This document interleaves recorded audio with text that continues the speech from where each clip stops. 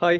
எல்லாருக்கும் வணக்கங்க. நாம வந்து ஒரு கோழி பண்ணையில தான் நின்னுட்டு இருக்கோம். இந்த கோழி பண்ணை எங்க இருக்கு அப்டின்னா, இதுக்கு முன்னாடி நம்மளோட யூடியூப் சேனல்ல ராமு ஆட்டு பண்ணை அப்டின்னு சொல்லிட்டு ஒரு வீடியோ போட்டிருப்பேன். அந்த பண்ணையோட உரிமையாளரோட தம்பி தான் வந்து பார்த்தீங்கன்னா, இந்த கோழி பண்ணைய ஸ்டார்ட் பண்ணியிருக்காரு. அண்ணன், தம்பி 2 பேருமே வந்து பார்த்தீங்கன்னா, விவசாயம் சார்ந்த தொழில்கள வந்து முனைப்போடு செஞ்சுகிட்டு இருக்காங்க. நான் வந்து இதுக்கு முன்னாடி நம்மளோட யூடியூப் சேனல்ல ஷார்ட்ஸா வந்து ஒரு வீடியோ போட்டிருப்பேன். என்ன அப்டின்னா, 100 கோழி குஞ்சுகள வச்சு மட்டும் வந்து சின்னதா வந்து ஒரு கோழி பண்ணைய வந்து ரெடி பண்ணி, அதன் மூலியமா வந்து எப்படி நம்ப வந்து கோழி வளர்க்கறது, நோய் மேலாண்மைய நம்ப எப்படி தெரிஞ்சுக்கிறதுக்கு, அதுக்கு என்னென்ன தீவனம் போடலாம், எப்படியெல்லாம் விற்பனை வாய்ப்பு இருக்கு அப்படின்ற விஷயத்த எல்லாத்தையும் தெரிஞ்சுக்கிட்டு, அதுக்கப்புறமா வந்து பெருசா பண்ணலாம் அப்படின்ற ஒரு எண்ணத்தோட, முதல்ல வந்து ஒரு 100 கோழி குஞ்சுய வச்சு ஆரம்பிச்ச பண்ணை, இன்னைக்கு வந்து பார்த்தீங்கன்னா, ஒரு 600 கோழி குஞ்சு வச்சு இன்னைக்கு பெரிய லெவல்ல வந்து பண்ணை வச்சிருக்கிறாரு. இந்த பண்ணையோட உரிமையாளர்ட்ட எப்படி இதன் மீதான ஆர்வம் வந்தது?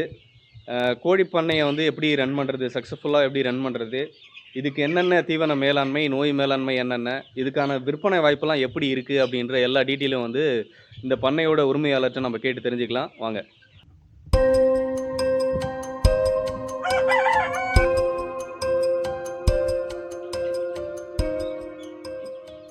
அண்ணா வணக்கம். வணக்கம்ண்ணா. நான் ஆரம்பத்துல வந்து 100 கோழி குஞ்சு வளர்த்தீங்கல்ல? கண்டிப்பாங்கண்ணா. அது வந்து பார்த்தீங்கன்னா, சின்ன சிக்ஸ்லேருந்து ஒன் டே சிக்ஸ்லேருந்து வளர்த்தீங்களா? இல்ல 30 நாள் கோழி குஞ்சுலேருந்து வளர்த்தீங்களா அது? இல்லண்ணா, அது ஃபர்ஸ்ட்டு வந்து பார்த்தீங்கன்னா, 30 நாள் கோழி குஞ்சு வந்து வளர்த்தோம். ஆ, அது வந்து அந்த அளவுக்கு பெனிஃபிட் நம்மளுக்கு சில நோய் மேலாண்மைலாம் தெரியல. ஆ. அங்கங்க அந்த தண்ணி மாத்தி வந்து நம்மட்ட அந்த தண்ணி இது ஒரு பிரச்சனை வருதுங்க. ம், சளி பிடிக்குது, ம். இறந்து போகுது. ஆ. அதனால வந்து ஒன் டே சிக்லேருந்து வரும்போது, இந்த சளி பிரச்சனையிலேருந்து நமக்கு ஒன் டே சிக்லேருந்து கண்ட்ரோல் பண்ணி கொண்டு வரலாம். ம். அப்படித்தானே அது கொண்டு வந்தது. இப்போ அ, வந்து ஃபர்ஸ்ட்டு வாங்குனது 1 மந்த் சிக்கு, இப்போ வந்து ஒன் டே சிக் வாங்கிக்கிறேன். அ எப்படி ஒன் டே சிக்ஸ் எப்படி வளர்க்குறீங்க? One day sick ஆரம்பத்துலருந்து. வந்து பார்த்தீங்கன்னா, அந்த பூர்டிங் செட்டப் பண்றாங்க. அ, அந்த பூர்டிங் செட்டப் வந்து ஒரு 5 நாள் வரைக்கும் பூர்டிங் செட்டப்ல போயிட்டு இருக்குதுண்ணா. ம், அதுக்கப்புறம் அதுக்கு சில டேப்லெட் வந்து சளி மருந்து, ம். அது மட்டும் குடுத்தோம்மா. வேற எதுவும் குடுக்கல. இப்போ ப்ரூடிங் செட்டப் சொன்னீங்கல்ல? ஆமாங்க, இப்போ 600 கோழி குஞ்சு வந்து இறக்குனேன்னு சொன்னீங்க. ஆமாங்க.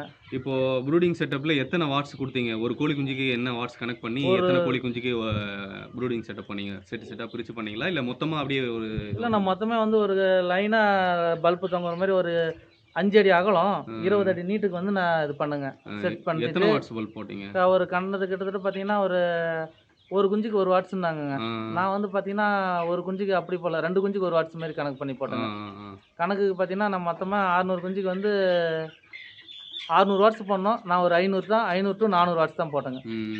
சரிங்க, சரிங்க. ஒரு 2 நாள் மட்டும் 24 மணி நேரம் கன்டினியூவா இருந்தது. ம், அதுக்கப்புறம் அப்படியே படிப்படியா கொஞ்சம் கொஞ்சமா கம்மி பண்ணிட்டேங்க. ம். வாட்ஸ் கம்மி பண்ணிட்டேன். அப்புறம் கொஞ்சம் ஃப்ரீயா நல்லா இருக்குன்னு வச்சுக்கோங்க. அதுக்கப்புறம் என்னென்ன வேக்சின்லாம் போட்டீங்க அதுக்கு? அதுக்கு வந்து பார்த்தீங்கன்னா, இந்த 7ஆம் நாளுக்கு வந்து F1, ஆ, அப்புறம் 14ஆம் நாளுக்கு வந்து லெசோடா, ம், அப்புறம் ஐபிடி 21ஆம் நாள். ம். 3ம் போட்டதுங்க. இப்ப 3 என்ன போட்டது. ரகமான கோழி குஞ்சு நான் இறக்கியிருக்கிறீங்க? ஃபர்ஸ்ட்டு அசல் கிராஸ் பண்ணிட்டு இருந்துச்சுங்க. ம், அசல் கிராஸ் அது கொஞ்சம் உயிரிழப்பு கொஞ்சம் அதிகமா இருந்தது. ம், கொத்திக்கிற பிரச்சனை அதிகமா இருக்குங்க. ம், இப்போ வந்து அசல் இது சோனாலி பண்ணிட்டு இருக்கிறேங்க. ம், அது கொஞ்சம் அது கொத்திக்காத பிரச்சனை இருக்கு. சண்டை கொஞ்சம் இதுவா இல்லாம இருக்குங்க. ம். ஆனா, அது கொஞ்சம் வெயிட் கம்மியா வரும். அது கொஞ்சம் வெயிட் அதிகமா வருங்க. எது? ஸோ, அசல் கிராஸ் வந்து வெயிட் அதிகமா ஆ, வருதுங்க. சோனாலி வந்து இப்ப நம்ம நாட்டுக்கோழி எப்படி இருக்குதோ, ம். அதே மாரி தான் 1 1/2 கிலோ மேல வெயிட் ஏறலைங்க. 1 600, 1 800 மேல எவ்வளோ வெயிட் நாளைக்குள்ள இருந்துச்சு. இதுல வெயிட் ஏறுது? கணக்குக்கு 4 மந்த் ஆயிடுதுங்க. 4 மாசம். 4 மாசம். 120 நாள். 120 நாள்ல வந்து நம்மளுக்கு அந்த வெயிட் வந்துருதுங்க. ம். ம். இப்ப இந்த 600 கோழி குஞ்சுக்கு எவ்வளோ தீவனம் ஆகும் இது மொத்தத்துக்கும்? கிட்டத்தட்ட பார்த்தீங்கன்னா, கணக்குக்கு நம்ம 4 மாசத்துக்குங்க. ம். இப்போ வந்து ஒரு நாளைக்கு வந்து 1/2 மூட்டை தீவனம் ஆகுதுங்க. இந்த கோழி குஞ்சுல. ஒரு கோழி குஞ்சுக்கு இப்போ வந்து கணக்குக்கு 1/2 மூட்டைன்றது கொஞ்சம் கம்மி. ஒரு மூட்டை எடுத்தோம்னா, இப்ப கணக்குக்கு 3 நாள் அப்படி வந்துருதுங்க. ஆ, இதே வளர வளர அதிகமாகும். வளர வளர வந்து பார்த்தீங்கன்னா, ஒரு நாளைக்கு வந்து 3/4 மூட்டை கணக்கு ஆயிடுங்க. ம். மொத்தத்திலே வந்து நான் 4 மாசத்துக்கு வந்து பார்த்தீங்கன்னா, எப்படி பார்த்தாலும் ஒரு 60 மூட்டை கணக்காயிடும். இந்த 600 கோழி குஞ்சு ஆமா, வளர்க்கறதுக்கு அவ்வளோ 600 செலவாகுது. அவ்வளோ செலவாகுங்க. ஆ. இப்போ நீங்க கோழி குஞ்சு வளர்க்குறீங்கல்ல, ஆமாங்க. இதுல வந்து சேவல் மட்டும் தேர்வு பண்ணி வளர்க்குறீங்களா? இல்ல பெட்டை ரகமும் இருக்கா அதுல? சேவல் மட்டும் தான் தேர்வு பண்ணி கேட்டேங்க. ஆ. ஆனா, மேக்ஸிமம் அந்த மாரி தேர்வு பண்ணி எடுத்தாலும் 90% சேவல், 10% பொட்டைக்கோழி தான்றாங்க. ஆனா, ம். மேக்ஸிமம் பார்த்தீங்கன்னா, ஒரு 70% தான் சேவல் வருது. ம். மிச்ச பொட்டைக்கோழி தான் வருதுங்க. ம். இப்போ கோழி வந்து எந்தெந்த சீசனுக்கு தகுந்த மாதிரி நீங்க வளர்க்குறீங்க? இப்போ தீபாவளி, பொங்கல், ஆடி அப்படின்னு வருது பாத்தீங்களா? ஆமாங்க. அந்த அதுக்கு தகுந்த மாதிரி பேட்ச் போட்டு வளர்க்குறீங்களா? இல்ல வந்து நீங்க எப்படி? எனி டைம் நம்மட்ட இருக்கிற மாரி தான் வளர்த்துட்டு இருக்கிறேங்க. இப்ப தீபாவளிக்கு கொஞ்சம் அதிகம். அடுத்து வந்து இந்த பொங்கல் டைம், ஆடி மாசம் இந்த ம், சீசனுக்கு இன்னும் கோழி வந்து 1000 கோழி ம், அந்த மாரி சேவலுங்களா போட்டு அந்த மாரி அதிகமா வளர்க்குறது. மத்த டைம் கொஞ்சம் நார்மலா வளர்க்குறதுங்க. விற்பனை வாய்ப்புலாம் பரவாயில்லைங்களா? விற்பனை வாய்ப்பு கொஞ்சம் நம்ப தேடி தான் பிடிக்கிற மாரி இருக்குங்க. பண்ணையம் வச்சுட்டோம் அப்படின்னா ஆமா. வந்து விற்பனை வாய்ப்பு ரொம்ப முக்கியமானது. கண்டிப்பாங்க. விற்பனை வாய்ப்பு எப்படி இருக்கு? விற்பனை வாய்ப்பு பார்த்தீங்கன்னா, இந்த ஒரு ட்ரிப் வந்து இந்த சீசன் வந்தாவே எல்லா பக்கம் இருந்து வருது. ம், அந்த மாரி விற்பனை வாய்ப்பு கொஞ்சம் கம்மியா இருக்கு. ஒரு ட்ரிப் நல்லா சூடு பிடிக்குதுங்க. ம், ஒரு ஒரு ஒரு ரேஞ்சுக்கு தகுந்த மாரி அப்பப்ப மாறிக்குதுங்க. நம்ம ஒரு ம். கான்செப்ட்டா இவ்வளோதான் இருக்குன்னு சொல்ல முடியல. ஆ. ஆமா. இப்போ நீங்க உயிர்கோழிய வளர்த்து எவ்வளோ ரேட்டுக்கு குடுக்குறீங்க? நீங்க குடுக்குறது 1 கிலோ? 1 கிலோ வந்து பார்த்தீங்கன்னா, அந்த அசல் கிராஸ்லாம் பார்த்தீங்கன்னா, 270 டூ 300க்குள்ள குடுத்துட்டு இருந்தேங்க. ம், இந்த சீசனுக்கு 350 கூட குடுத்தேங்க சேவல்லாம். ம், பெட்ட கோழிலாம் வந்து 270, 280, 300, ம், 250 ம். அந்த ரேட்டுக்கு தகுந்த மாரி குடுத்துக்கிறதுங்க. அந்த சீசனுக்கு தகுந்த மாரி. அதாவது விற்பனை வாய்ப்பு எப்படி ஆ, இருக்கோ, அதுக்கு தகுந்த மாரியான ஆமா. விலை அட்ஜஸ்ட்மென்ட் வில்ல வரும். அட்ஜஸ்ட்மென்ட் பண்ணியிருப்போம். மொத்தமா எடுத்தா ஒரே லாட்டா ஃபுல்லா எடுத்தாங்கன்னா, 10, ம். 20 கம்மி பண்ணி ரைட், குடுக்குறதுங்க. Right, right, right. இப்போ 1 பீஸ் 2 பீஸ் பிடிக்கும்போது, அந்த ம். 350 டூ அப்படி அந்த ரேட்டு குடுக்குறதுங்க. ரைட்ண்ணா, ரைட்ண்ணா. சரி, உங்க அண்ணன் வந்து ஆடு வச்சிருக்காரு. நீங்க ஆமாங்க. ஏன் வந்து கோழிக்கு மாறுனீங்க? இப்ப 2 பேரும் ஒரே இடத்துல 2யும் வைக்கக்கூடாது இல்லைங்களா? அப்படின்னு இல்ல. அ ஏதாவது ஒரு காரணம் இருக்கும். சின்ன காரணம் இருக்கும். காரணம் அப்படிலாம் இல்லைங்க. நம்மளும் இப்ப ஆடு வைக்கிற ஐடியால தான் இருக்குங்க. நீங்க இப்ப என்ன நான் பண்ணிட்டு இருக்கீங்க? இதே தானா? இல்ல வேற இல்ல எதாவது நம்ம பண்ணி கம்பெனில வெளியில இருக்கிறேங்க. அ, இந்த வேலைக்கு இப்ப நம்ம தோட்டம்லாம் இருக்குங்க. இப்ப ம். ஆடும் பண்ணணும், கோழி நம்ம வந்து ஒருங்கிணைந்த பண்றதுக்கு ரெடி பண்ணிட்டு இருக்குதுங்க. முயற்சி பண்ணிட்டு முயற்சி இருக்கிறீங்க. பண்ணிட்டு இருக்குதுங்க. Right, right, right. ஃபுல்லாவே கோழி இருக்கணும். அடுத்தது நம்ம வெள்ளாடு, செம்பிளி ஆடு 2ம்.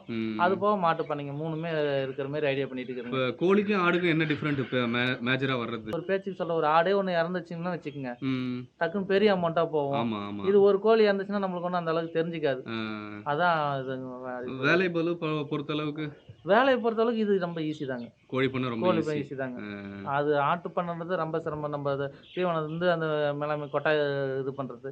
இது ம், வந்து பார்த்தீங்கன்னா, நம்ம தீவனம் காலையில டப்பாய சுத்தம் பண்ணிட்டு போட்டு, ம், ஏன்னா நோவு இருக்கான்னு ஒரு பார்த்துட்டு பராமரிச்சுட்டு, ம், தண்ணி எப்படின்னு பார்த்து பராமரிக்கிற வேலை மட்டும் தாங்க. காலையில ஒரு 1 ம், ஹவர் வேலை, அ, மதியம் ஒரு முடிஞ்சா தண்ணி மட்டும் 1 ஹவர் பண்ணலாம் இருக்கலாம். தண்ணி இருந்தா அதுவும் இல்லைங்க. அதுவும் டிங்கர் ரெடி பண்ணிட்டோமா அது தேவையில்ல. டேங்க் ஆட்டோமேட்டிக்கா. ரெடி பண்ண ஆமா ம். ஆட்டோமேட்டிக்கா வந்துட்டு இருக்கும்போது. Right, right, right. காலையில தீவனம் கொட்டிட்டு, நைட்டு தீவனம் கொட்டுனா போதும். டப்பா ஃபுல்லா ஃபுல் பண்ணிட்டோம்னா, அது அவ்வளோ சாப்பிட போறதில்லைங்க. Right, right, right. அவ்வளோதாங்க இதுக்கு வேலை. ஆனா ம், ஆட்டுக்கு அப்படி இல்லைங்க. ம், காலையிலயும் மதியம் 3 நேரம் பார்த்தாகணும் அதைய.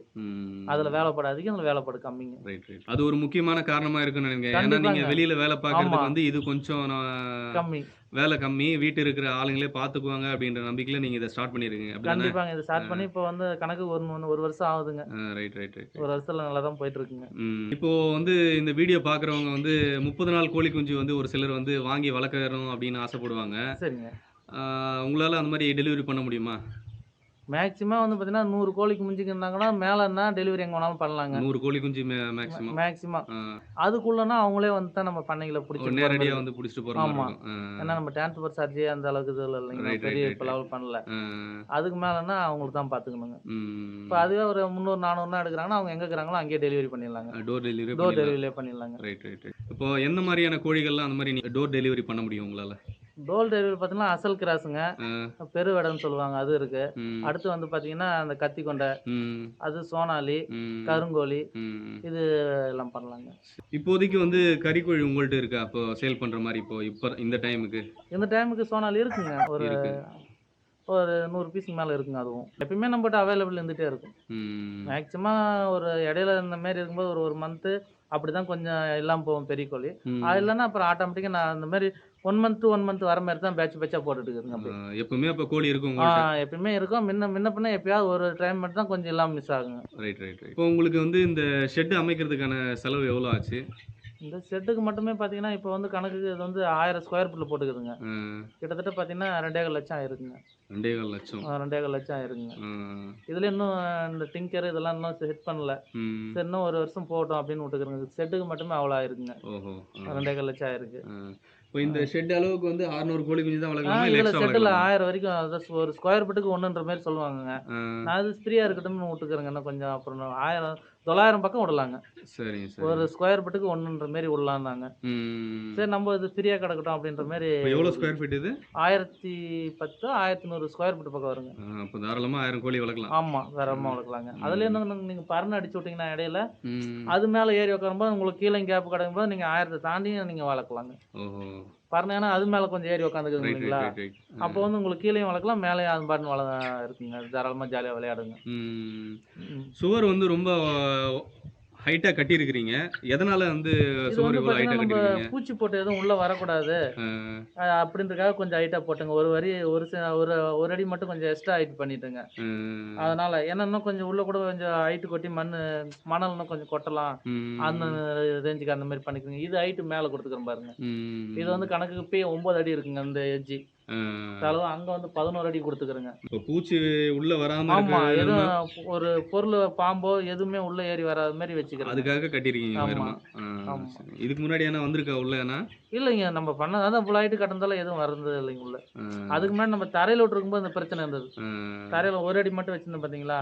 அப்போ ம். வந்து பார்த்தீங்கன்னா, எதனா 1, 2 பூச்சி, பாம்பு, கொள்ளு வர மாரி இருக்கும். இப்ப ம். இந்த மாரி அமைச்ச பிறகு எந்த பூச்சி போட்டு, எந்த தொல்ல, நாய் தொல்ல எதுவுமே இருக்கிறதில்ல. ம். இந்த ஹைட்டுக்கு. பாம்பு வராத இருக்கிறதுக்கு வேற என்ன பண்றீங்களா? பாம்பு வராம இருக்கிறதுக்கு கின்னி கோழி இருக்கும் பாருங்க. இதுலயே பெருசு. ம். இப்ப 2 இருக்குங்க. அது மட்டும் வாங்கி விட்டுருப்போங்க. அது அப்படியே சத்தம் அதான் இருக்கு பாருங்க அங்க. அ. அது அப்படியே சத்தம் போட்டுட்டே இருக்குங்க எனி டைம். அதனால ம். வந்து அவ்வளோ சீக்கிரம் எதுவும் பண்ணைக்குள்ள வர்றதில்ல. சரி. இப்ப புதுசா பண்ண ஆரம்பிக்கிறாங்க அப்டின்னா, அவங்களுக்கு வந்து நீங்க குடுக்குற அட்வைஸ் என்ன? என்ன முதல்ல இருந்து பார்த்தீங்கன்னா, ஒரு 100 100ஆ வாங்கி வளர்த்து, ம். அதுலேருந்து அந்த நோவு மேலாண்மை கத்துட்டு வர்றது ரொம்ப மெயினுங்க. நம்ம கரெக்ட், ஃபர்ஸ்ட் கரெக்ட். பேட்ச்லாம் எனக்கு 200 போட்டேங்க. ம். கிட்டத்தட்ட ஒரு 60 கோழி இறந்துச்சு. ம். அது என்ன இறக்குது, எதனால இறக்குதுன்னு கண்டுபிடிக்கிறதுக்கு எனக்கு அந்த பேட்ச்ல தெரியல. ம். அதுக்கப்புறமா தான் கொஞ்சம் கொஞ்சமா இது 4வது பேட்சுங்க. ம். அப்ப அந்த 2வது பேட்ச்ல தான் ஃபுல்லா சரியாச்சுங்க. 3வது பேட்சுக்கு நம்மளுக்கு இறப்பு இல்ல. ம். இதுலயும் பார்த்தீங்கன்னா, அந்த ஒரு நாள் குஞ்சுல வந்து எப்பயுமே மினிமம் ஒரு 10% சொல்லுவாங்க. ம். நம்மளது மினிமம் ஒரு மொத்தத்திலே ஒரு 10 தான் போச்சுங்க. பரவால்ல, பரவால்ல. அப்ப ஆமா. அது எல்லாம் வந்து ஓரளவுக்கு பார்த்தீங்கன்னா நல்லா தெரிஞ்சுக்கிட்டு பெருசா பண்ணலாம். ஆமா. சளி இந்த வேளாண்மைன்னா இதெல்லாம் இந்த பிரச்சனை வராதுங்க இது.